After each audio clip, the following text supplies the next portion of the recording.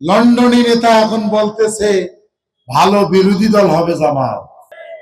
আজকের এই জনসভা প্রমাণ করে এই কালীগঞ্জ আদিতমণির মাটি এটা ইনসাফপন্থীদের মাটি। সন্ত্রাসীদের এখানে ঠাঁই হবে না, দুর্নীতিবাজদের এখানে ঠাঁই হবে না, চাঁদাবাজদের এখানে ঠাঁই হবে না।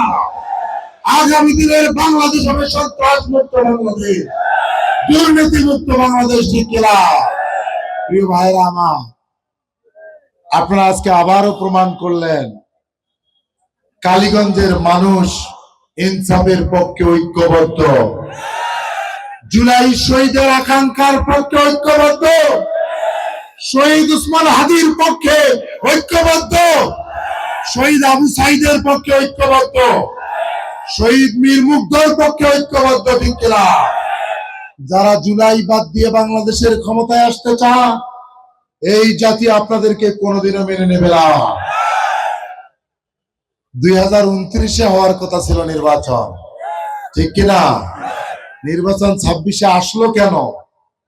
যারা জীবন দিয়ে নির্বাচন এনে দিল তাদেরকে বাদ দিয়ে, তাদের চিন্তা বাদ দিয়ে, সেই আকাঙ্ক্ষা বাদ দিয়ে আগামী নির্বাচনে দেশের জনগণ কাউকে নির্বাচিত করবে না। সম্মানিত ভাইয়েরা আমার, এতদিন তো বলেছিল এমপি হবে না, ভোট পাইলেও রেজাল্ট পাবে না। লন্ডনী নেতা এখন বলতেছে ভালো বিরোধী দল হবে জামাত। বিরোধী দল পর্যন্ত আগাইছে। ঠিক কিনা?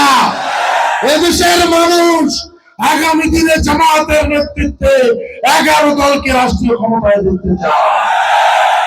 আগামীর সম্ভাব্য প্রধানমন্ত্রী ডাক্তার শফিকুর রহমান একজন মানবিক নেতা।